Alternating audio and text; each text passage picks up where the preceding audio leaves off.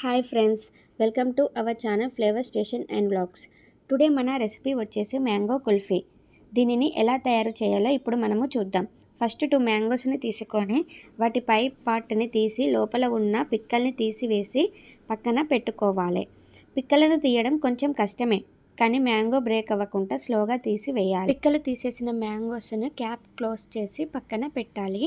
తర్వాత స్టవ్ మీద ప్యాన్ పెట్టుకొని అందులో 1 కప్ ఆఫ్ మిల్క్ యాడ్ చేసి మరగనివ్వాలి. మిల్క్ మరిగేలోపు షుగర్ని 1 కప్ తీసుకొని మిక్సీ పట్టి పౌడర్ లాగా చేసి పెట్టుకోవాలి. నెక్స్ట్ కాజు, పిస్తా, బాదంను చిన్న చిన్న పీసెస్లా కట్ చేసుకొని వాటిని పక్కన పెట్టాలి.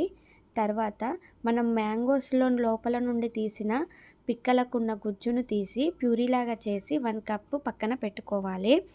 నెక్స్ట్ పాలు మరిగిన తర్వాత అందులో మనము కొంచెం కండెన్స్డ్ మిల్క్ వేసి కలపాలి. నెక్స్ట్ ఇందులో 1 టేబుల్ స్పూన్ యాలకుల పొడి వేసి కలపాలి. తర్వాత మనం మిక్సీ పట్టి పెట్టుకున్న షుగర్ పౌడర్ని కూడా ఇందులో వేసి ఎక్కడ కూడా ఉండలు లేకుండా అందులో బాగా కలిసేలాగా కలపాలి. తర్వాత మనము పక్కకు పెట్టుకున్న మ్యాంగో పూరిని కూడా ఇందులో వేసి కలపాలి.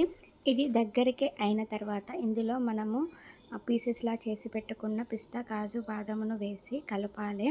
దీనిని పూర్తిగా దగ్గరికి అయ్యేంత వరకు ఉంచి చల్లారనివ్వాలి. దీనిని చల్లారిన తర్వాత మనం తీసుకున్న మ్యాంగోస్లోనికి ఈ మిశ్రమాన్ని తీసుకొని యాడ్ చేసి క్యాప్స్ క్లోజ్ చేసి పెట్టాలి.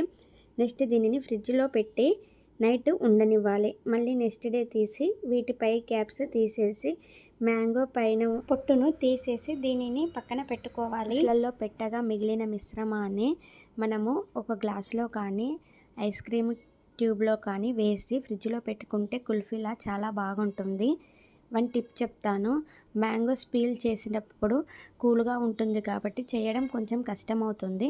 కాబట్టి దానిని 2 సెకండ్స్ వాటర్లో డీప్ చేసి తీసి పీల్ చేస్తే ఈజీగా ఉంటుంది. సీజనల్ ఫ్రూట్ అయిన మ్యాంగోని ఇష్టపడని వారు ఎవరుంటారు చెప్పండి. ఈ సమ్మర్లో ఇలా డిఫరెంట్గా ఈ మ్యాంగో కుల్ఫీని ట్రై చేయండి, చాలా బాగుంటుంది. మరిన్ని రెసిపీస్ కోసం please subscribe flavour station and vlogs.